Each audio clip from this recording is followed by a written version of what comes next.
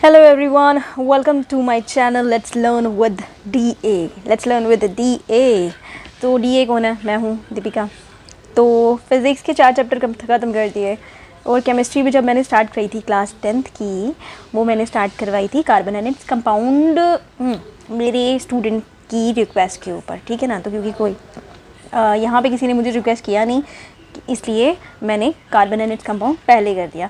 तो अभी क्या चल रहा है, अभी मैं स्टार्ट कर रही हूँ चैप्टर नंबर 1 केमिस्ट्री का। इट्स वेरी जायज़ सी बात है ना, इट्स वेरी ऑब्वियस कि अब हम लोग चैप्टर नंबर 1 पढ़ने वाले हैं। तो चैप्टर नंबर 1 का नाम है केमिस्ट्री, क्लास 10th के चैप्टर नंबर 1 का नाम है। सो स्टार्ट करने से पहले यहाँ पे कुछ लिखा हुआ है, facts are not science. Facts जो होते हैं वो साइंस नहीं होती। As a dictionary is not a literature. Facts are not science. Fact कोई साइंस नहीं है, फैक्ट्स नेचुरल सी बातें हैं। एंड जैसे एज द डिक्शनरी जो होती है वो लिटरेचर नहीं होती। डिक्शनरी से फिर लिटरेचर का पार्ट होता है। अब लिटरेचर को जानने के लिए हमको डिक्शनरी जानना ज़रूरी है, तो फैक्ट्स जानना ज़रूरी है साइंस को जानने के लिए। वैसे ही सेम टू सेम, राइट। बहुत प्यारी सी लाइन लिखी हुई है, फैक्ट्स आर नॉट साइंस, है ना। साइंस कुछ भी हो सकता है, साइंस को जानना ज़रूरी है, फिर आपके दिमाग में बस जाती है साइंस, है ना। जैसे कि डिक्शनरी कोई इंग्लिश लिटरेचर, कोई भी लिटरेचर नहीं है। तो मार्टिन एच फिशर ने बोला था ये बात। नाइस, चलो फिर स्टार्ट करते हैं। तो केमिकल रिएक्शन एंड इक्वेशन, अरे वाह, मुझे ना ये चीज़ बड़ी अच्छी लगती है। हर पिक्चर के ऊपर ना इन्होंने ना हर एक चैप्टर के ऊपर ना एक पिक्चर डाली होती है इन्होंने, कि इसकी रिलेशन में पता चल जाता है। तो केमिकल रिएक्शन क्या रहता है, आपको आइडिया है केमिकल रिएक्शन क्या है? बताओ, केमिकल रिएक्शन क्या है? केमिकल रिएक्शन, दो केमिकल मिलके या दो एलिमेंट्स मिलके एक केमिकल, एक कंपाउंड बनाते हैं, that is called chemical reaction, right, है ना। हर किसी को पता होता है केमिकल रिएक्शन क्या होती है, chemical reaction, right. So consider the following ये situations of day to day life, right. Start करते हैं पढ़ना आप, है ना, विदाउट वेस्टिंग एनी टाइम। चलो यार, तुम क्यों आ जाते हो बार बार। केमिकल रिएक्शंस, चलो। So consider the following situations of daily life and think what will happen, है ना, what happen when। और ये कंसीडर, ये डे टू डे लाइफ वाली सिचुएशंस को आप लोग कंसीडर करो। कोई भी चीज़ कंसीडर करो, ठीक है, डे टू डे लाइफ वाली। और आपको डे टू डे लाइफ वाली चीज़ें बताओ, आप लोग बताओ, बिना पढ़े बता सकते हैं। चलो सोचो, बताओगे कैसे, बोलोगे थोड़ी, मेरे से बातचीत थोड़ी करोगे, बात बोल के बोल सकते हो। सोचो अपने दिमाग में सोचो। यस, सोचो। Milk is left at the room temperature during the summer, ठीक है। मिल्क जो है वो जब हम लोग गर्मियों में उसको छोड़ देते हैं, ठीक है, गर्मियों में, सर्दियों में नहीं, नॉर्मल रूम टेम्परेचर पे नहीं होता। तो गर्मियों में जब हम लोग छोड़ देते हैं दूध को खुला, क्या होता है बताओ, क्या होता है? अच्छा, एक आयरन वाला तवा है, पैन है, आयरन लोहे का तवा, pan, nail are left expose to humid atmosphere. तो अगर हम लोग बाहर रख दें इन तीनों को, तवे को या पैन को, ठीक है, आयरन के, लोहे की बात कर रही हूँ मैं, ठीक है, या फिर किसी नेल को। नेल क्या है? अब यार वही कील, ऐसा थोड़ी होता है कील, ऐसा तो इतना मोटा नीचे से हुआ तो हो गया काम, ये इतना पतला सा होता है ना कील। सो कील को अगर हम लोग एटमॉस्फेयर में रखते हैं, ह्यूमिड क्या है? ये जहाँ पे जैसे अभी वाला मौसम था ना, अभी पीछे अगस्त वाला मौसम होता है ना, ह्यूमिड एटमॉस्फेयर में, है ना। ऐसे भी रखोगे तो तभी हो जाएगा। गर्मियों में जो जून जुलाई का मंथ होता है वो ज़्यादातर नॉन ह्यूमिड होता है, उसमें गर्मी ज़्यादा पड़ती है, हीट ज़्यादा होती है, मॉइस्चर कम होता है एटमॉस्फेयर में। और अगस्त का मंथ में क्या रहता है, अगस्त सितंबर, क्या ये जो मंथ आता है ना, इसमें क्या रहता है, एटमॉस्फेयर में ज़्यादा ह्यूमिड में रहता है। तो दैट वाई हमारा पसीना नहीं सूखता। तो यही रीज़न होता है, ये भी एक फिनोमेना है, ये भी एक रीज़न है, ठीक है ना, तो काम करने का, राइट। सो क्या हो गया, चलो। तो मिल्क जब रहता है समर में क्या होता है, आयरन पैन या फिर नेल जो है वो एक्सपोज किया जाता है। एक्सपोज मतलब ह्यूमिड एयर में इसको रख देते हैं, तो फिर क्या होता है? अच्छा, ग्रेप्स जब फर्मेंट होते हैं फिर क्या होता है? ग्रेप्स वर फर्मेंटेड, फिर क्या होता है? फूड जब खाना पकाते हैं फिर क्या होता है? फूड जब डाइजेस्ट होता है पेट में, बॉडी में, तो फिर क्या होता है ना। जब हम लोग सांस लेते हैं, छोड़ते हैं, फिर क्या होता है? ये सब क्या होता है? ये सब जब चेंज हो जाते हैं, आप मुझे बताओ, आप लोग बताओ। जब मिल्क बाहर रहता है तो वो खट्टा हो जाता है, ठीक है। आयरन पैन पे रस्ट लग जाती है, ठीक है ना, सौर हो जाता है, खट्टा हो जाता है, ठीक है। आयरन पैन में रस्ट लग जाती है, RUST, रस्ट लग जाती है, कहते हैं रस्ट लगी, ठीक है। ग्रेप फर्मेंट हो जाते हैं। यार ये गाड़ी क्यों परेशान कर रही है मेरे को,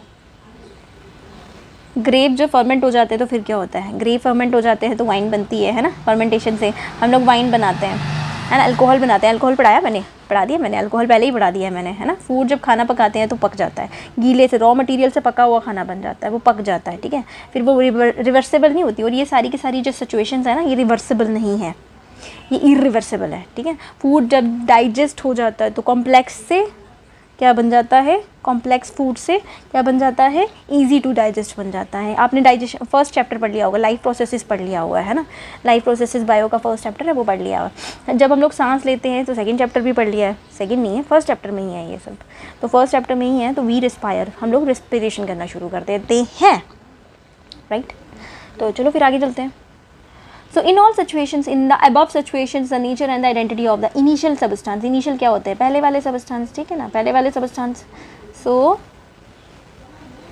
the nature in the above situation, the nature and the identity of the initial substance have somewhat changed, ठीक है, have somewhat changed. We already learn about the physical and the chemical changes of the matter in the previous classes. हम लोगों ने अक्सर पढ़ लिया हुआ है previous and the chemical ये इसके changes of the matter in the previous classes के बारे में हम लोगों ने पढ़ लिया हुआ है। whenever 9th class में whenever chemical change occur, जब भी कोई chemical change occur होता है, we can say that the chemical reaction has taken place। तो इसमें क्या होता है, chemical reaction takes place हो जाती है, ठीक है, इससे क्या हो जाता है, chemical reaction take place हो जाती है। We may perhaps be wondering as to what is actually meant by the chemical reaction। तो हम लोगों को सोचना चाहिए, हम लोग अक्सर सोचते हैं कि केमिकल रिएक्शन कैसे हो सकती है, कोई भी फिजिकल और केमिकल चेंज कैसे हो सकता है, फिजिकल भी चेंज हो गया या फिर केमिकली अंदर से चेंज कैसे हो सकता है, जब कोई चीज़ इरिवर्सिबल तरीके से चेंज हो जाती है, ठीक है ना। अगर जैसे कि फिजिकल चेंज की बात कर रहे हैं हम लोग, PHYSI, ये छोटी क्लासेस में है ये कॉन्सेप्ट, फिजिकल चेंज की बात कर रहे हैं, ठीक है। अगर हम लोग ये कागज़ लेते हैं बड़ा वाला, इसको कट कर देते हैं, टेयर कर देते हैं ना, काट देते हैं छोटे छोटे पीसीस में, ये इरिवर्सिबल है। लेकिन कागज़ जो है, ये जो पेपर है, ये थोड़ी चेंज हुआ, ठीक है, ये नहीं चेंज हुआ। पानी को हम लोग ने पूरे कंटेनर का पानी हम लोगों ने ग्लासेस में डाल दिया, ये फिज़िकल चेंज हो गया। पानी है, पानी की तो कोई शेप नहीं होती है। लकड़ी को चलो काट लेते हैं, तो लकड़ी को भी काट देते हैं, that is called physical change. लकड़ी थोड़ी चेंज होगी, लकड़ी की केमिकल प्रॉपर्टी थोड़ी चेंज हुई, ये है फिजिकल चेंज, ठीक है, फिजिकल चेंज हो गया। और केमिकल चेंज क्या रहता है, जला दिया, केमिकल चेंज क्या रहता है, केमिकल चेंज, ठीक है, केमिकल चेंज रहता है जब हम लोगों ने वुड ली, ठीक है, वुड ली और उसको क्या किया, बर्न कर दिया, ठीक है, फायर से हम लोगों ने इसको बर्न कर दिया, ठीक है, फायर बर्न कर दिया, तो बचा क्या, क्या बचा, ऐश बची, कोल बचा, ऐश बची, कोल बचा ना। ये जो ऐश और कोल है, ये क्या है, अब ये रिवर्सिबल नहीं है, है ना, ये रिवर्सिबल तो है नहीं, इरिवर्सिबल है। लेकिन पॉइंट इज कि इसका फॉर्म भी तो चेंज हो गया, वुड से ऐश हो गई, वुड से क्या बन गया, ऐश हो गई, या फिर कोल बन गया, तो this is called chemical change. ये है एक केमिकल चेंज। क्या है ये, केमिकल। तो फिजिकल और केमिकल चेंज पता चल गया आपको, यहाँ पे यही लिखा हुआ था, ठीक है ना, फिजिकल और केमिकल चेंज के बारे में हम लोगों ने प्रीवियस छोटी छोटी क्लासेस में पढ़ा होता है। मेरी 6 और 7 की क्लास में है, मेरे बच्चों के हैं उनमें, ठीक है। तो in the previous whenever a chemical change occur, जैसे जैसे केमिकल चेंज अकर होता है, we can say the chemical reaction has taken place, तो इसमें केमिकल रिएक्शन टेक प्लेस होना शुरू हो जाती है। So you may perhaps be wondering, आप लोग अक्सर सोचते होंगे एज कि what is actually meant by the chemical reaction. तो केमिकल रिएक्शन का मतलब क्या है, एक्चुअली होती क्या है chemical reaction, how do we come to know the chemical reaction has taken place, कैसे होती है और कैसे हमें पता चलेगा कि केमिकल रिएक्शन हो गई। Let us perform some activities, तो चलो कुछ एक्टिविटीज़ परफॉर्म करते हैं to find the answer of these questions, ठीक है ना। तो कुछ एक्टिविटीज़ परफॉर्म करेंगे ताकि हमको आंसर मिल सके क्वेश्चंस का। तो सबसे फर्स्ट वाली एक्टिविटी है एक्टिविटी 1.1। हम लोगों ने क्या किया, activity needs a teacher assistance. भाई क्वेश्चन लिखा हुआ है कि टीचर की असिस्टेंट चाहिए होती है, ठीक है ना। मेरी बैक में दर्द हो रही है। So it would be better that if the student wear the eye protection. तो एक काम करो, आई प्रोटेक्शन पहन लो, वो ज़्यादा बेटर होगा। तो क्लीन अ मैग्नीशियम रिबन, एक काम करो मैग्नीशियम रिबन लो, ठीक है। एंड मैग्नीशियम रिबन क्या है, मैग्नीशियम, ठीक है, वो क्या है, मेलेबल है, मेलेबल एंड डक्टाइल। डक्टाइल क्या होता है, शीट्स होती हैं या फिर डक्टाइलिटी, यार इसमें ना कन्फ्यूजन हो जाती है। मेलेबिलिटी आई थिंक शीट होती है, शीट्स। तो मैग्नीशियम की शीट्स को रिबन की शेप में कट किया हुआ है। रिबन मतलब पतले पतले लंबे लंबे, ठीक है, रिबन की शेप में कट किया हुआ है। तो कट तो करो, थोड़ी सी ले लो, थोड़ी सी मैग्नीशियम रिबन ले लो और उसको क्या करो, अबाउट 2 सेंटीमीटर लॉन्ग, ठीक है, इतनी सी 2 सेंटीमीटर लॉन्ग, कितनी होगी, इतनी हो जाएगी। तो by the rubbing, long bye rubbing with, इसको ना थोड़ा सा रब कर लो सैंड पेपर से, ठीक है, ताकि कोई इम्प्योरिटी ना रह जाए इसके ऊपर। रस्ट वगैरह भी लगी होती है ना कभी कभी, या फिर कुछ और भी, तो उसको सैंड पेपर से ज़रा रब कर लो, ठीक है। Hold it with a pair of tong, उसको पेयर ऑफ टोंग, टोंग क्या होता है, मोचना या फिर पकड़ने वाला यार, उसके साथ टोंग से पकड़ो और बर्न करो विद द स्पिरिट लैम्प, और ये लैम्प के साथ उसको बर्न करो एंड कलेक्ट द ऐश, और उससे जल के जो ऐश निकलेगी, ठीक है, वो देखो और वॉच क्लास में देखो, वॉच क्लास, ये सब कुछ मैं बताती हूँ अभी, रुक जाओ, ठीक है।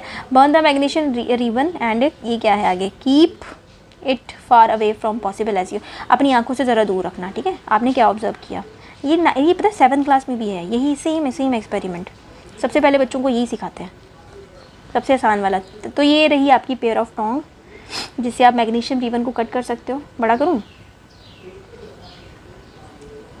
ये रिबन दिख रहा है ना आपको, ये रिबन दिख रहा है ना, इसको टोंग से पकड़ा हुआ है, ये हाथ है और हाथ ने टोंग से पकड़ा है। टोंग क्या है, जैसे वो होती है ना बाल निकालने वाला नहीं होता, क्या बोलते हैं उसको, प्लक्कर टाइप्स, वैसे होता है टोंग ये भी, ठीक है, प्लक्कर टाइप्स होता है। तो ये टोंग हो गया, ये आपका बर्नर हो गया, ठीक है। ये आपकी चाइना डिश होगी, चाइना डिश ऐसे कटोरी की तरह होती है गोल गोल, ठीक है। उसमें जब हम लोग कोई करेक्शन करानी होती है हम लोग उसका भी यूज़ करते हैं, जिसको बर्न वगैरह भी कराना होता है या फिर क्रिस्टल्स बनाने होते हैं तब भी इसको यूज़ करते हैं। ये वॉच क्लास अच्छा चाइना डिश होती है जो चाइना क्ले से बनी होती है, और वॉच क्लास होता है शीशे से बना होता है, ये ना शीशे से बना होता है, शीशा मतलब क्या बोलते हैं इसको, बक्साइट, पता नहीं क्या बोलते हैं इसको, याद भूल गया मुझे। ग्लास का नाम है, एक पर्टिकुलर ग्लास का नाम है, मैं सर्च करके बताती हूँ आपको, मुझे अभी याद नहीं आ रहा, अभी दिमाग में नहीं आ रहा मेरे।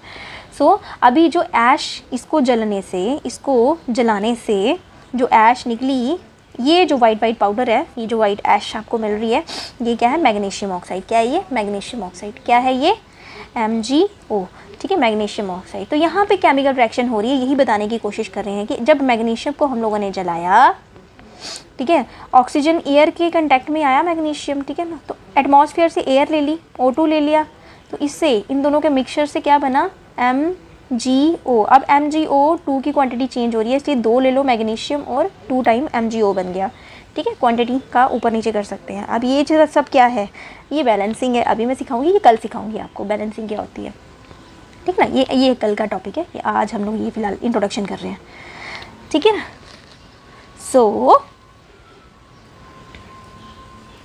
समझ आ गई ना आगे, burning of magnesium river in air, burning of magnesium vapor in air, collecting the magnesium oxide in a watch glass, ठीक है।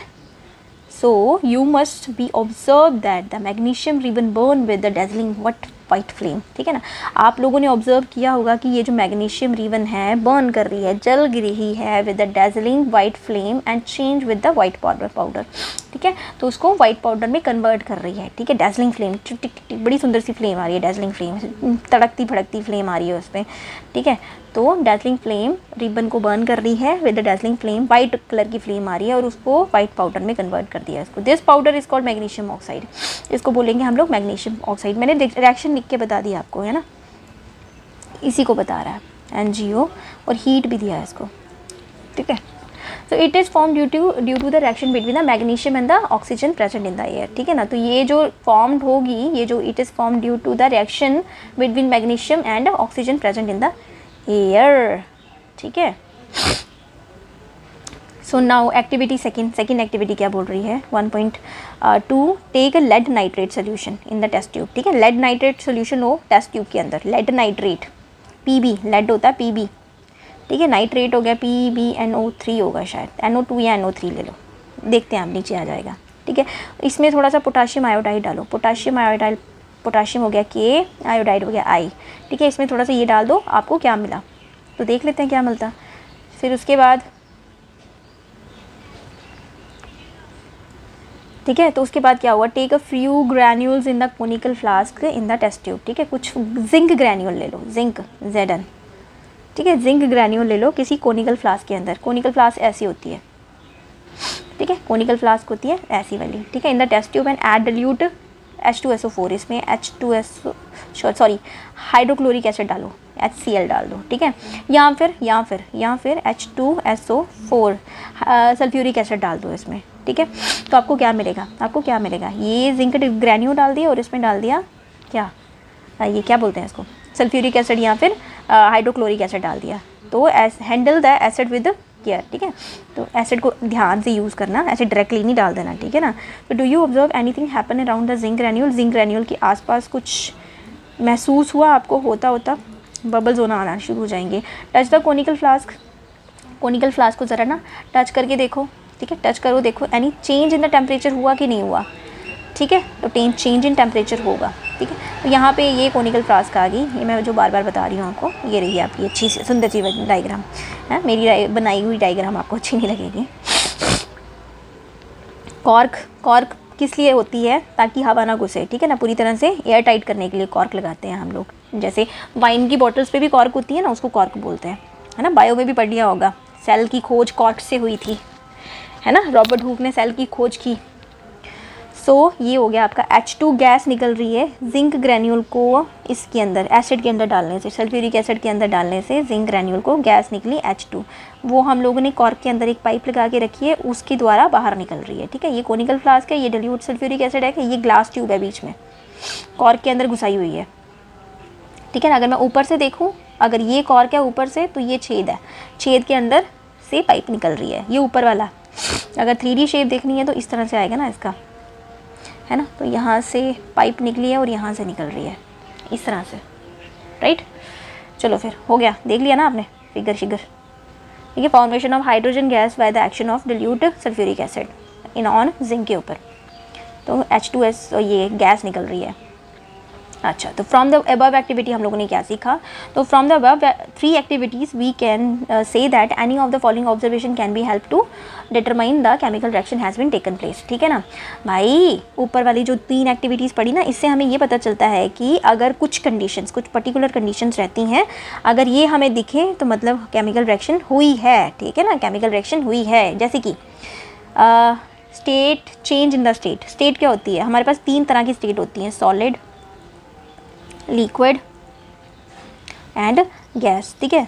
तो चेंज इन द स्टेट मतलब गैस से लिक्विड, लिक्विड से गैस एंड गैस से सॉलिड एंड ऑल। अगर state in change in the state होगी किसी चीज़ की, तो वो क्या बन जाएगी, वो भी केमिकल रिएक्शन है। अच्छा, कलर चेंज हो जाए तो, कलर चेंज हो जाए तो, हाँ कलर चेंज हो जाए तो, कलर चेंज हो जाए तो तब भी केमिकल रिएक्शन चेंज हुई है, केमिकल रिएक्शन हुई है, क्यों नहीं हुई है, ठीक है। अगर गैस इवॉल्व हुई, अगर जैसे अभी जिंक ग्रैन्यूल वाला किया था हम लोगों ने, उसमें गैस इवॉल्व हुई थी ना, गैस इवॉल्व हुई थी ना, तो गैस इवॉल्व हो, ठीक है, तब भी केमिकल रिएक्शन हुई है, ठीक है। अगर टेम्परेचर में चेंज आ जाए तो, ठंडा था तो गर्म हो जाए, जैसे आपने चूना पत्थर कभी घर में पेंट कराया, ठीक है, लाइमस्टोन जब पेंट करवाते हो, जब बाल्टी में हम लोगों ने चूना डालते हैं तो बाल्टी हमारी गर्म हो जाती है, होती है ना, होती है ना, yes, this is also a chemical reaction, ठीक है, क्योंकि हीट हो जाती है उसमें। ओके, चलो।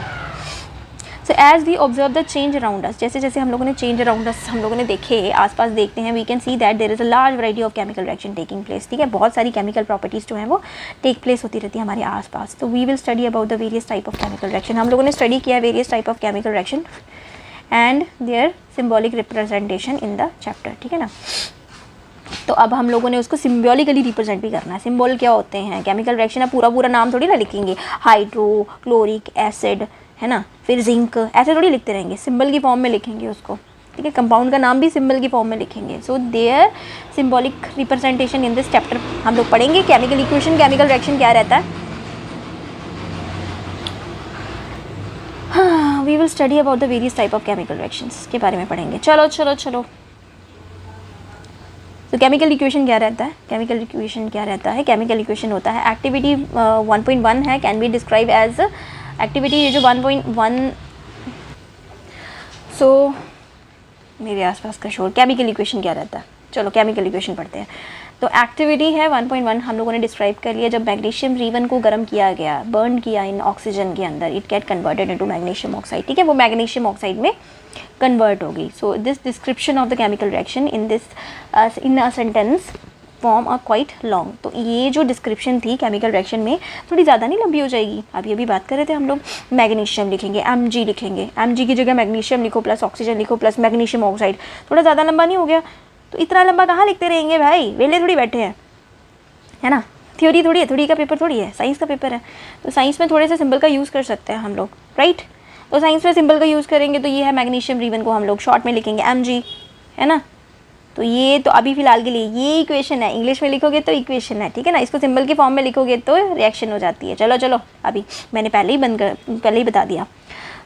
चलो दिस डिस्क्रिप्शन केमिकल रिएक्शन जो होती है ये थोड़ी लंबी हो जाएगी and can be written in a short, इसको हम लोग शॉर्ट फॉर्म में भी लिख सकते हैं। The simplest way to write it in the form of word equation, ये तो वर्ड इक्वेशन होगी ना, है ना, ये वर्ड इक्वेशन है ना, वर्ड्स, इंग्लिश की वर्ड वाली इक्वेशन है। तो word equation in the above reaction would be ये हो जाएगी, मैग्नीशियम प्लस ऑक्सीजन प्लस, अच्छा इसके नीचे एक और चीज़ लिखी हुई है, रिएक्टेंट एंड प्रोडक्ट्स। रिएक्टेंट क्या रहते हैं, ये रिएक्टेंट्स हैं और ये प्रोडक्ट्स हैं। तो रिएक्टेंट क्या रहते हैं, हाँ लेफ्ट साइड वाले, ठीक है, लेफ्ट साइड वाले जो केमिकल रिएक्शन में इन्वॉल्व होते हैं वो रिएक्टेंट होते हैं, और जो चीज़ें जो बनती है ना, जो नई चीज़ फॉर्म हुई है वो प्रोडक्ट होता है, ठीक है ना। और इनका मास हमेशा सेम रहता है, ठीक है ना। टेस्ट ट्यूब में अगर हम लोग कोई रिएक्शन करा रहे हैं तो इनका मास सेम रहेगा, ठीक है ना। वेट दोनों का सेम रहना चाहिए, ये हम आगे बताते हैं आपको, ठीक है, बैलेंसिंग में आगे बताती हूँ। तो आज का the substance that undergo chemical change, the substance that undergo chemical change in the reaction, magnesium plus oxygen are the reactant, and the new substance magnesium plus oxygen जो फॉर्म हुआ है, मैग्नीशियम ऑक्साइड फॉर्म हुआ है, form during the reaction is a product हो गया। तो the word reaction show that the chemical change in of the reactant, ठीक है। द वर्ड इक्वेशन, ये जो वर्ड इक्वेशन शो की है ये है रिएक्टेंट टू प्रोडक्ट में चेंज हुई है, ठीक है। सो दो an arrow place between them, ये जो एरो प्लेस बिटवीन दैम, ये जो एरो है ये क्या कह रहा है, ये हमें बता रहा है, इंडिकेट कर रहा है कि ये रिएक्शन जो है वो इससे ये चीज़ बनी है, ठीक है ना।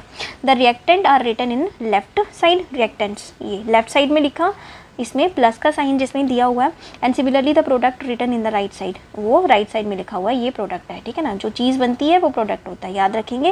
What is reactant, reactant is the product, reactant is the element which is involve in the chemical reaction, या फिर हम लोग स्टार्टिंग में डालते हैं, ठीक है, which is put in the ये स्टार्टिंग, इन द स्टार्टिंग, या स्टार्टिंग में लिख सकते हो, कुछ भी लिख सकते हो, ठीक है। And product are formed during the reaction between the reactants of the element, ठीक है। जब हम लोग रिएक्शन करवाते हैं एलिमेंट्स की, जो चीज़ नहीं बनती है उसको हम लोग प्रोडक्ट्स बोलते हैं, ठीक है ना। तो reactant will be on the left एंड उसमें प्लस का साइन आएगा, एंड उसके बाद similarly products are written in the right hand side, plus का साइन आएगा उसमें बिटवीन दैम, और इससे ये जो एरो इंडिकेट किया है वो डायरेक्शन, ठीक है। The arrow head point towards the product show the direction of the reaction, ठीक है ना। सो राइटिंग द इक्वेशन, अब हम लोगों ने केमिकल इक्वेशन पढ़ ली, क्या पढ़ा, केमिकल रिएक्शन इक्वेशन पढ़ी है। अब हम लोगों ने राइट कैसे करना, वो वर्ड इक्वेशन थी जो ऊपर लिखा ना, मैग्नीशियम प्लस ऑक्सीजन, उसमें वर्ड इक्वेशन था, और ये अभी हम लोग लिखेंगे राइटिंग अ केमिकल रिएक्शन। अभी हम लोग केमिकल रिएक्शन लिख रहे हैं। तो is there any other shorter way for representation of chemical equation, कोई और शॉर्टर वे है केमिकल इक्वेशन को लिखने का? बिल्कुल सिंबल फॉर्म में लिखेंगे। ये जो मैंने अभी बताया ना आपको शॉर्टकट में, ये यही लिखा हुआ है, बस यही लिखा है, यही एक्सप्लेन कर रहे हैं आपको। मैंने आपको थोड़ा शॉर्टकट पे समझा दिया, ये लॉन्ग कट में, तो आपको रीड करके सुना देती हूँ बस, है ना। Chemical equation can be made more concise and useful if we use chemical formula, ठीक है ना। इसको कॉन्साइज और यूजफुल बना सकते हैं अगर हम लोग केमिकल फार्मूला में लिखेंगे इंस्टेड ऑफ वर्ड्स के अलावा हम लोग फार्मूला में लिखेंगे। तो chemical equation represent a chemical reaction, chemical equation represent करती है chemical reaction if we call formula of the magnesium oxygen and magnesium oxide, and the above word equation can be written as Mg plus O2 plus MgO, ठीक है। आगे count and compare the number of the items, count करो और compare करो। O2 में कितने होते हैं, मैग्नीशियम में कितने होते हैं, मैग्नीशियम में नंबर ऑफ आइटम्स पता कितने होते हैं? तो मैग्नीशियम का एटॉमिक नंबर कितना रहता है, Mg plus O plus MgO। मैंने कहा ना आपको मैं बैलेंसिंग बताऊंगी अभी, ठीक है, बैलेंसिंग इसमें ही हो जाएगी। तो बैलेंसिंग मैं बताती हूँ। तो Mg मैग्नीशियम का एटॉमिक नंबर कितना है बताओ, आप लोगों ने 9th में लर्न किया हुआ है, आपने 9th में लर्न किया हुआ है, ठीक है। मैग्नीशियम का एटॉमिक नंबर है 12, ठीक है, एंड ऑक्सीजन का एटॉमिक नंबर है 8। अब इन दोनों को काउंट करो ज़रा, कितने हुए, 20। लेकिन ऑक्सीजन तो अकेला हम लोग लिखते ही नहीं, है ना, ऑक्सीजन को अकेला नहीं ना लिखते। तो ऑक्सीजन का फॉर्मूला हमेशा ये रहता है, ये मैंने एरो डाला, फिर से लिखती हूँ, Mg, साफ जगह लिखूँ, Mg प्लस O, अकेला नहीं लिखते O को, ठीक है, वो नेसेंट ऑक्सीजन बन जाता है, गलत हो जाता है, ठीक है, MgO। तो मैग्नीशियम हो गया तुम्हारा 12, ऑक्सीजन हो गया तुम्हारा 8 इसका एटॉमिक नंबर है और ये 2 टाइम है, इसलिए ये 2 हो जाएगा, ठीक है। तो टोटल हो जाएगा आपका 12 प्लस कितना हो गया 16 इज इक्वल टू कितना हो जाएगा 18, 28 हो जाएगा। लेकिन यहाँ पे तो MgO लिखा हुआ है ना, MgO कितना हो गया, MgO कितना हो गया, इन दोनों को प्लस कर देंगे तो कितना हो गया 12 प्लस 8 कितना हो गया 20 हो रहा है। अभी भी गलत हो रहा है ना, नहीं चल रहा, काम नहीं चला। तो हम लोगों ने क्या करना है, इनको बढ़ा देना, बढ़ा देना, ठीक है। अगर मैं इसको 2 टाइम कर दूँ, क्योंकि ये तो इकट्ठा फार्मूला ना, सिर्फ ऑक्सीजन नहीं होगा, है ना, नहीं हो पाएगा ना। ऑक्सीजन और मैग्नीशियम को अकेला अकेला हम लोग डबल नहीं कर सकते। कंपाउंड का फार्मूला कभी चेंज नहीं होता, कंपाउंड हमेशा एक ही रहता है, तो इसको कभी चेंज नहीं कर सकते हम लोग। सो दैट्स वाई अगर इसको हम लोग कर देते हैं तो ये 40 हो जाता है। अरे बाप रे, अभी भी बैलेंस नहीं हुआ, मॉलिक्यूलर मास तो, ये वेट तो बैलेंस ही नहीं हुआ। अभी क्या करें, तो बेटा जी ऑक्सीजन अगर 2 था और अगर हमारे फार्मूले में MgO 2 टाइम है, तो फिर मैग्नीशियम को भी तो 2 टाइम करना पड़ेगा ना, है कि नहीं। तो क्या करो, 12 को 2 टाइम कर दो, तो कितना हो जाएगा 12 को, मतलब यहाँ पे 2 लिख दो। तो 12 को अगर हम लोगों ने 2 टाइम कर दिया तो ये हो जाएगा 24। तो देखो ज़रा 40 आता नहीं आता, आ गया, आया ना। तो इसीलिए यहाँ पे हम लोग 2 लिखेंगे, magnesium oxygen and gives MgO। अगर इसको हम लोगों ने बैलेंस करना है, दोनों का वेट अगर हम लोगों ने रिएक्टेंट एंड प्रोडक्ट का वेट सेम रखना है, तो हमको मैग्नीशियम 2 टाइम लेना पड़ेगा। सो दैट्स वाई हम लोगों को भी मैग्नीशियम ऑक्सीजन, मैग्नीशियम ऑक्साइड जो है वो आ जाएगा हमारे पास, ठीक है। तब जाके ये बैलेंस हो पाएगा 40-40। This is called balancing of chemical equation, ठीक है। तो जो इंग्लिश लिखी है वो भी पढ़ लो ज़रा। Count and compare the number of the atoms कर लिया हम लोगों ने, of each element on the left hand side of and the right hand side of the arrow. Is the number of the atom of the each element जो है वो same है, क्या वो सेम है, मैंने बता दिया आपको, नहीं है, सेम है ही नहीं। 12 प्लस 8, ठीक है, गिव्स ये कितना है, मैग्नीशियम और ऑक्सीजन, ये कितना हो गया 8 8 16, 16 12 प्लस 16, ठीक है, 12 प्लस 2 इंटू 8 गिव्स कितना 12 प्लस 8। तो ये बैलेंस नहीं होता, तो इसके बैलेंस करने के लिए हम लोगों को क्या करना पड़ा, 2 इंटू 12 प्लस 16 गिव्स 2 टाइम कितना हुआ, 2 टाइम मल्टीप्लाई 20, तब जाके ये 40 हुआ। दिस इज़ कॉल्ड बैलेंसिंग, ठीक है। Is the number of atom of each element have same, ठीक है, क्या ये सेम है, no. If not then equation is unbalanced. अगर ये सेम नहीं है तो इक्वेशन अनबैलेंस्ड है, ठीक है ना, अनबैलेंस्ड है, ठीक है, बैलेंस्ड होगी, because the mass is not equal in both the side of the equation, ठीक है ना, क्योंकि मास दोनों साइड में अलग अलग है, ठीक है। Such a chemical equation is a skeletal chemical equation. ये केमिकल इक्वेशन एक तरह का स्केलेटल है, स्केलेटन मिला है और इसमें मास नहीं चढ़ा स्केलेटन है, ठीक है ना, इसको बैलेंस नहीं किया है, इसमें नंबरिंग नहीं दी हुई है, इसको मास इसको बराबर नहीं किया है, सो ये स्केलेटल बोलेंगे हम लोग, इसको स्केलेटल केमिकल इक्वेशन बोलेंगे फॉर द रिएक्शन अनबैलेंस वाली को। सो इक्वेशन 1.2 जो है वो is chemical skeletal chemical equation है by burning of magnesium in the air.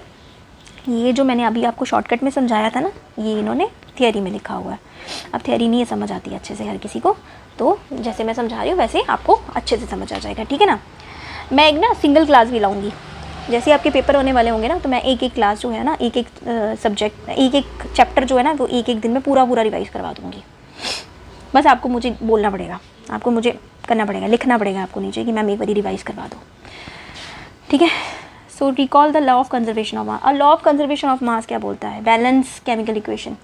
अभी हम लोग बैलेंस केमिकल इक्वेशन पढ़ने जा रहे हैं, तो रिकॉल करके बताओ मुझे law of conservation of mass क्या बोलता था। कि लॉ ऑफ कंजर्वेशन ऑफ मास आप लोगों ने 9th क्लास में पढ़ा हुआ है कि mass can neither be change nor be created.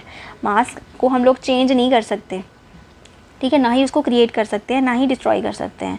Wait की बात कर रहे हैं, ठीक है ना, इन द केमिकल रिएक्शन, ठीक है ना। इवन पानी भी इवेपोरेट होता है ना, वो भी आसमान में जाता है, वो भी कहीं ना कहीं जाता है, वेस्ट नहीं होता। Energy can neither be created not be destroyed, सुना है ना आपने। So that is the total mass of the element present in the product जो होता है of the chemical reaction has the equal number of total mass in the element present in the reactant. मतलब जो reactant में जो total mass होता है ना, वही टोटल मास जो होता है वो प्रोडक्ट में भी होता है। तो यही लिखा हुआ है इन्होंने कि that the total mass of the element present in the product of the chemical reaction has equal to the total mass of the element present in the reactant. Okay, so in other words the number of the atom of each element remains the same, ठीक है। तो ये जो number of atom of each element है remain the same, ये इसलिए दोनों जगह पे reactant और product जो है वो mass of reactant is equal to mass of product होना चाहिए, मास ऑफ प्रोडक्ट। ये फॉर्मूला बैलेंसिंग के लिए बस याद रखो, ठीक है। फिर थोड़ा सा मैथ्स लगाना है और हो गया आपका बैलेंसिंग तैयार। क्वेश्चन आते हैं इसमें और आएंगे, आते ही हैं, ठीक है। तो ये पढ़ दिया मैंने। In other words the number of atom of each element remains the same, इसलिए ये जो नंबर ऑफ आटम है of each element remain the same as before and after the chemical reaction, ठीक है ना। So hence we need to balance a skeletal chemical equation, इसलिए हम लोग को बैलेंस करनी पड़ेगी स्केलेटल केमिकल इक्वेशन को। So is the chemical equation balanced, क्या वो केमिकल इक्वेशन बैलेंस है? Let us learn about the balancing of the chemical equation step by step. The word equation for activity 1.3 may be represented as जैसे zinc plus sulphuric acid, क्या हो गया? Zinc sulphate plus hydrogen, ठीक है। ये देखो zinc Zn हो गया, सल्फ्यूरिक एसिड H2SO4 हो गया। इसने क्या दिया हमें? जिंक सल्फेट, S इसके साथ चला गया, ठीक है। तो ZnSO4 चला गया प्लस हाइड्रोजन बेचारी अकेली रह गई, ठीक है ना। ये लिख दिया मैंने, ये नीचे लिखी हुई है। द अबव वर्ड इक्वेशन जो होता है may be represented by the following chemical equation, ठीक है ना। ये जो वर्ड इक्वेशन है may be represented by the following chemical equation, ये लिख दिया मैंने, लिख दी थी मैंने, पहले ही लिख दी थी। तो let us examine the number of atoms of the different elements. अब हम लोग बैलेंसिंग सीखेंगे, पहले मैंने शॉर्टकट में कराई है, अभी हम लोग पूरा का पूरा बॉक्स बनाएंगे इससे, ठीक है। इसको मैं इधर चली जाती हूँ। सो स्टार्ट करते हैं। तो let us examine the number of the atom of different element of on the both side of arrows. तो क्या है element? Zinc Zn plus H2SO4 gives ZnSO4 plus H2, ठीक है ना। तो here we have how many elements we have? 1 zinc, ठीक है, 1 zinc, second hydrogen, third sulphur and fourth oxygen, right. तो जिंक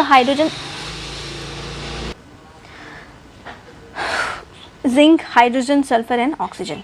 अब देखो काउंटिंग करो कितने कितने हैं ये तो, ठीक है, काउंट करो इसको कितने कितने हैं। ये आपकी रिएक्शन है ना। अब काउंट करो जिंक कितने हैं, how many zinc we have? 1 zinc, ठीक है। तो ये है number of atom in the reactant and ये है number of atom in the product, right. Number of atom in the reactant and number of atom in the product, ये right hand side पे है। तो देखो ज़रा ZnH2SO4 and ZnSO4 and H2O। तो देखो ज़रा क्या है, zinc hydrogen sulphur and oxygen आ गया। तो ये आ जाएगा आपका जिंक क्या है? जिंक कितने हैं? 1, हाइड्रोजन कितने हैं? 2, सल्फर कितने हैं? 1, ऑक्सीजन कितने हैं? 4। ध्यान से देखो, फिर से बता रही हूँ, जिंक 1, हाइड्रोजन 2, सल्फर 1, ऑक्सीजन 4। समझ आ गई? ये रिएक्टेंट है, ये लेफ्ट हैंड साइड में जितने भी मास लिखा हुआ था मैं उसकी बात कर रही हूँ। अभी प्रोडक्ट की बात करेंगे, ठीक है, अभी प्रोडक्ट की बात करेंगे। तो आप बताओ जिंक कितने हैं? 1, सल्फर कितना है? 1, ऑक्सीजन कितने हैं? 4 एंड हाइड्रोजन कितने हैं? 2, ठीक है। दोनों के दोनों बराबर है, सारे के सारे एलिमेंट्स जो हैं वो इक्वल साइज में है ना, इक्वल साइज में।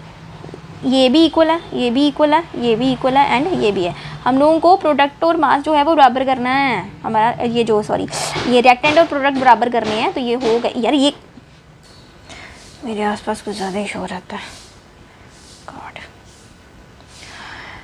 सो अब देखो दोनों के दोनों बराबर हैं। अगर आप ध्यान से देखो तो इस वाली रिएक्शन में दोनों के दोनों बराबर है ना, रिएक्टेंट एंड प्रोडक्ट बराबर हैं। तो ये इक्वेशन पहले से ही बैलेंस्ड है, ठीक है। This equation is balanced already balanced है, इसमें हमें कोई टेंशन लेने की ज़रूरत नहीं है।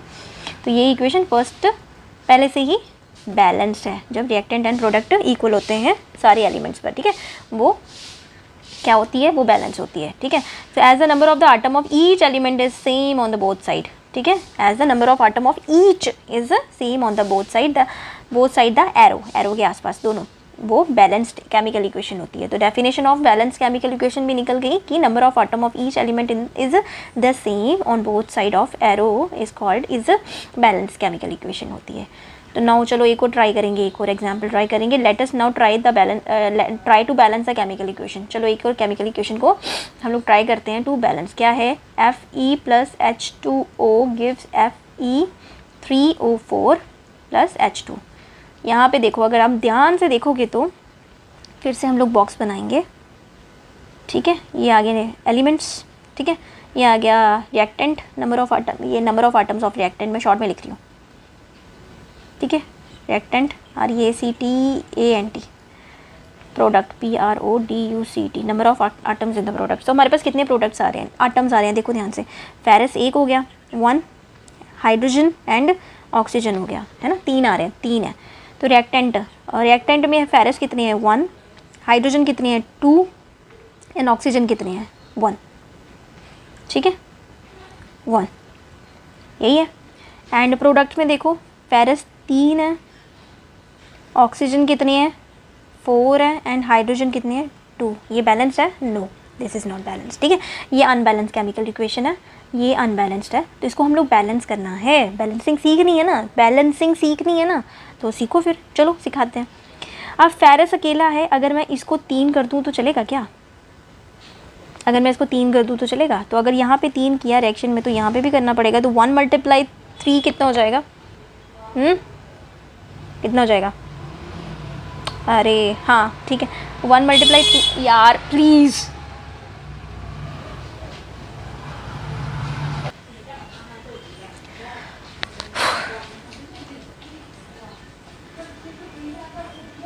ओके सो फेरस को हम लोगों ने डबल कर दिया है ना, फेरस को डबल कर दिया।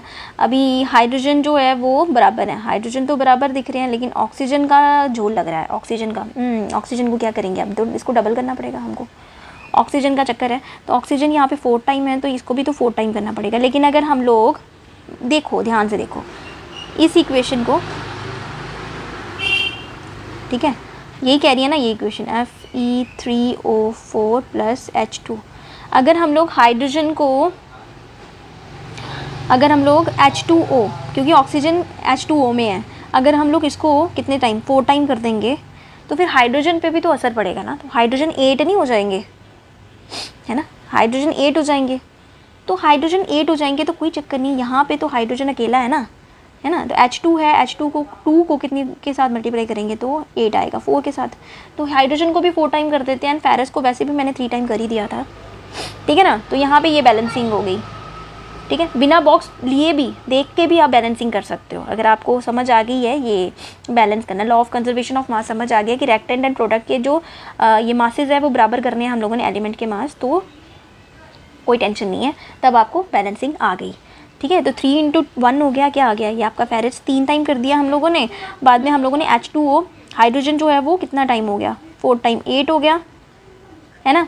और ऑक्सीजन भी 4 टाइम हो गया था। अब यहाँ पे ऑक्सीजन बराबर हो गया, ठीक है ना, ऑक्सीजन तो 4 टाइम था, 4 टाइम हो गया, ऑक्सीजन बराबर हो गया। अब हमारा हाइड्रोजन जो है वो भी 4 के साथ हम लोगों ने मल्टीप्लाई कराया, तो ये भी 8 हो गया, ठीक है ना। तो अगर मैं टोटल लिखूँ मास इसका 3 हो गया, 8 हो गया और 4 है। तो यहाँ पे भी क्योंकि हम लोगों ने फेरस भी, ये ऑलरेडी 3 था और हम लोगों ने उसको भी चेंज करा दिया, तो बेसिकली हमारे पास आ गया 3, 8 और 4। तो आगे ना बैलेंस, इसको कहते हैं बैलेंसिंग, ठीक है। इक्वेशन में भी रिफ्लेक्ट कराना ना, इक्वेशन में भी लिखना पड़ता है, ठीक है। तो यही है स्टेप 1, ये मैंने जो कराया ना आपको अभी, यही स्टेप्स में लिखा हुआ है। To balance the chemical equation first draw the box, draw the box बता दिया मैंने आपको, ठीक है। Each formula do not change anything inside the box, कुछ भी चेंज नहीं करना, फार्मूला वगैरह आप चेंज नहीं कर सकते हो, ठीक है ना। स्टेप पढ़ के इसलिए सुना रही हूँ ताकि आपको याद रहे। तो do not change anything inside the box while balancing the equation, ठीक है। तो यहाँ पे फेरस को नहीं चेंज करना, हाइड्रोजन को नहीं, फार्मूला नहीं चेंज कर सकते आप। फिर second, list the number of atoms को डिफरेंट एलिमेंट्स में चेंज करो एंड प्रेजेंट करो, अनबैलेंस करो उसको। फिर उसके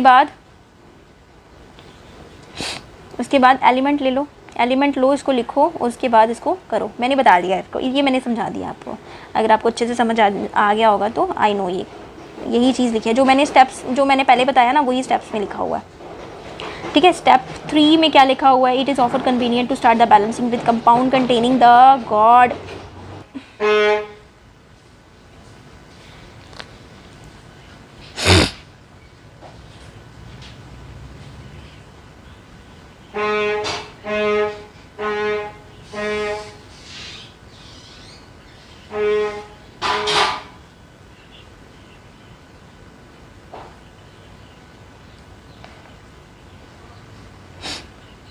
स्टेप 4 क्या है, स्टेप 4 क्या है, मैं भूल गई, चुप हो गई मैं अचानक से।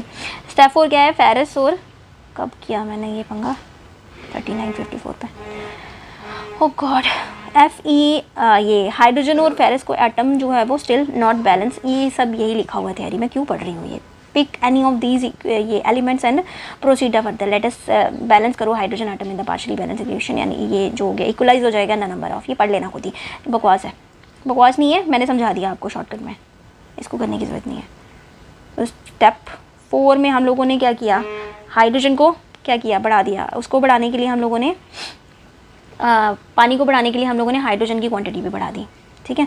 अब अगला स्टेप क्या है, फेरस को बढ़ाना है ना, क्योंकि वो 3 टाइम्स है, तो हम लोगों ने स्टेप 5 में फेरस को भी बढ़ा दिया, ये मैं नहीं पढ़ रही, लिखा हुआ है इसमें, तो यहाँ पे इक्वेशन देखो, ठीक है। इसमें फेरस को भी इन्होंने बढ़ा दिया, क्योंकि वो ऑलरेडी 3 टाइम्स था तो इसको 3 टाइम कर दिया।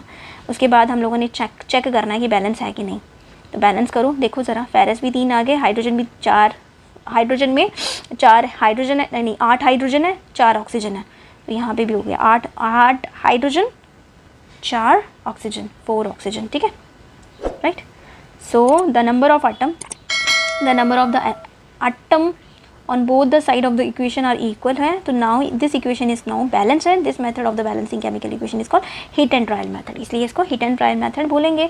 so as we make trial to balance the equation by using the smallest whole number coefficient, ठीक है ना, तो हम लोग क्या करते हैं इसको, we make trials to balance the equation, ठीक है, हम लोगों ने ट्रायल किया बैलेंस करने के लिए इक्वेशन को using the smallest whole number coefficient, तो सबसे ज़्यादा स्मॉलेस्ट होल नंबर कोफिशिएंट को सबसे छोटा वाला ही लेना है, आप बैलेंस कर सकते थे, आप बड़ा वाला भी ले सकते थे, लेकिन लेना नहीं है, सबसे स्मॉलेस्ट होल नंबर लेना होता है, ठीक है। Writing symbol of physical state क्या है, careful examine the above balance, does this equation tell us about any physical change of the reactant and product? No information has been given in the equation, there is no physical change नहीं आया, सिर्फ chemical change आया हुआ है और हम लोगों ने quantity बढ़ाई है। To make the chemical equation more informative, the physical change of the reactant and the product are mentioned above and their chemical formulas and the gaseous, liquid and solid। अच्छा ठीक है, रिएक्शन को और ज़्यादा effective बनाने के लिए हम लोगों ने जैसे फेरस क्या है, फेरस सॉलिड है, इसके साथ एस लिखा होता है, इसकी स्टेट लिखी होती है साथ में, ताकि हमको पता चल जाए कि सॉलिड से लिक्विड बन रहा है, स्टेट चेंज हो रही है या नहीं हो रही है। तो रिएक्टेंट से product are mention in the given formula, the gases, liquid and aqueous, gaseous liquid, gaseous for G मतलब गैस होगी तो उसके साथ जी लगेगा, लिक्विड होगी उसके साथ एल लगेगा, एक्वस होगा, एक्वस मतलब आधा लिक्विड आधा सॉलिड, थोड़ा थोड़ा सेमी सॉलिड, या फिर जैसे लाइम वाटर हो गया, ठीक है ना, पूरा पानी थोड़ी ना है, तो वो एक्वस, पानी में घुली हुई कोई चीज़ मान के चलो, दैट इज कॉल्ड एक्वस, ठीक है। सॉलिड स्टेट के लिए एस, ठीक है ना, समझ आ गई। Of the reactant and product represent the notion, G L A Q and S respectively. तो वर्ड एक्वस जो है वो इज रिटन इन द ये क्या है, the word aqueous is written if the reactant और product is present in the ये solution in water, ठीक है, जो मैं बता रही हूँ वही लिखा हुआ है। तो ये आपकी फाइनल रिएक्शन आ गई, ये मैंने पहले करा दी थी आपको। Note that the symbol G is used for H2O to indicate that this reaction जो होती है water is used in the form of steam। पानी अगर गैस के साथ लिखा हुआ है तो मतलब जो वाटर है वो स्टीम की फॉर्म में यूज़ किया हुआ है। Usually physical state is not included in the chemical equation unless the necessary to specific them, ठीक है, स्पेसिफाई दैम। समटाइम्स जो होता है रिएक्शन कंडीशन सच टेम्परेचर हो गया, प्रेशर हो गया, कैटलिस्ट हो गया, टेम्परेचर प्रेशर एंड कैटलिस्ट हो गया फॉर द रिएक्शन। कभी कभी रिएक्शन कराने के लिए हमको टेम्परेचर गर्म करना पड़ता है, प्रेशर देना पड़ता है और कैटलिस्ट मतलब एक्स्ट्रा चीज़ डालनी पड़ती है, ठीक है। Above and below the arrows in the equation for example हो गया जैसे कि कार्बन डाइऑक्साइड, ठीक है, carbon dioxide CO, carbon dioxide अभी ये CO है, ठीक है, प्लस 3H2O, H2 इसको एटमॉस्फेयर दिया 340 ATM, CH3OH, ये अल्कोहल बन गया, मिथनॉल बन गया है ना, मिथनॉल बन गया।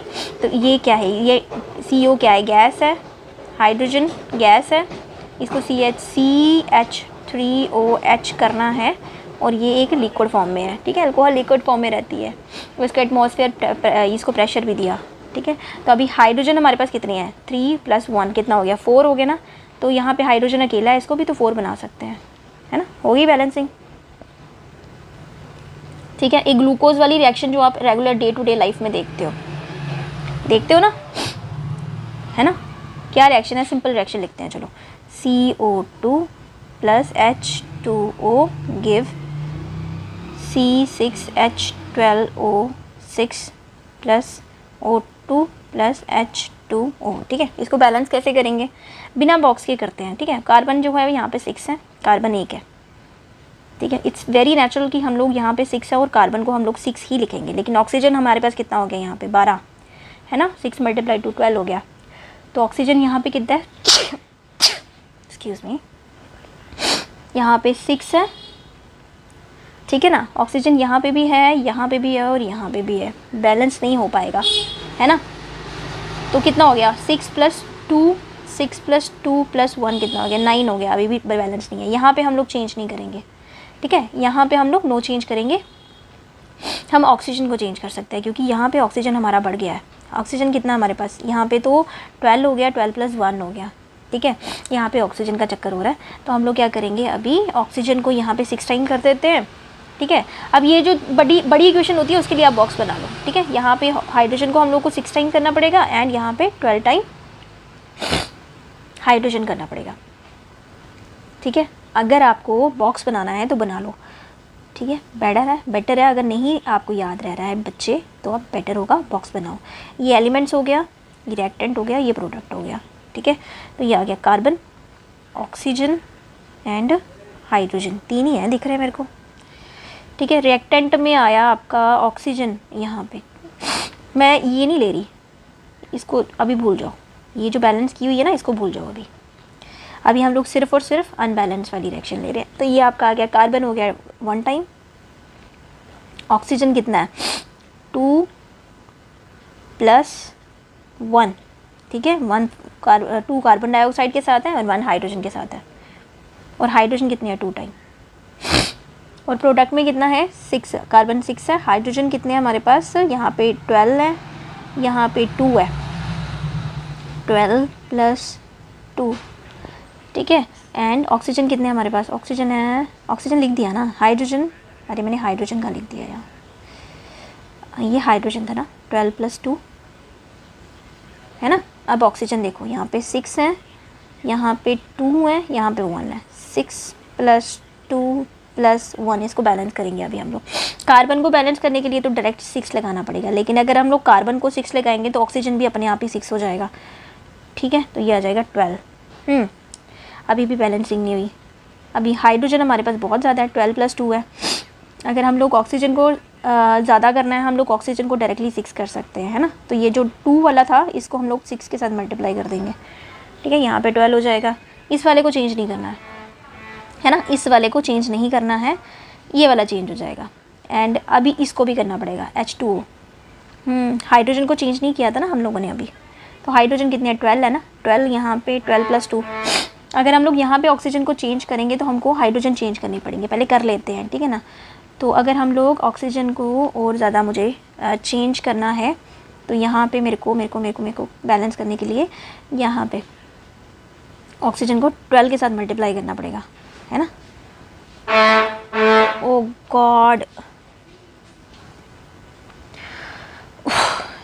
ओके, नाउ हाइड्रोजन की बात कर रहे हैं तो H2O को हम लोगों को यहाँ पे 12 टाइम लिखना ही पड़ेगा। यहाँ पे ये तभी जाके ये 24 हो जाएगी। अब 24 है तो यहाँ पे भी हमको 24 पूरा करना पड़ेगा, है ना। तो 12 पहले से ही है यहाँ पे, है ना, ये 12 पहले से ही है। हाइड्रोजन को 24 पूरा करने के लिए हमको 12 के साथ मल्टीप्लाई करना, 6 के साथ मल्टीप्लाई करना पड़ेगा, तब जाके ये बैलेंस होगा। अब देखो ज़रा बैलेंस है ही नहीं। अगर हम लोग यहाँ पे 6 के साथ मल्टीप्लाई कर रहे हैं इसको, तो ऑक्सीजन भी तो 6 के साथ मल्टीप्लाई होगा, तब जाके ये बैलेंस हो जाएगी, है ना। अब ध्यान से देखो, ये बैलेंसिंग की इक्वेशन आप एक बारी प्रैक्टिस कर लोगे ना अच्छे से, तो आपको तब समझ आ जाएगी। अगर आपको नहीं आई समझ, please write it down on the comment box. मैं एक बारी फिर से समझाऊंगी आपको, सारी की सारी, कुछ और एग्जांपल्स लेकर आऊँगी। चलो नेक्स्ट वीडियो में कुछ और एग्जांपल लेकर आऊँगी। केमिकल रिएक्शन ये 1-2 दिन में ख़त्म करा दूँगी ये चैप्टर। ठीक है, कल मैं ख़त्म करा दूँगी इसको, क्योंकि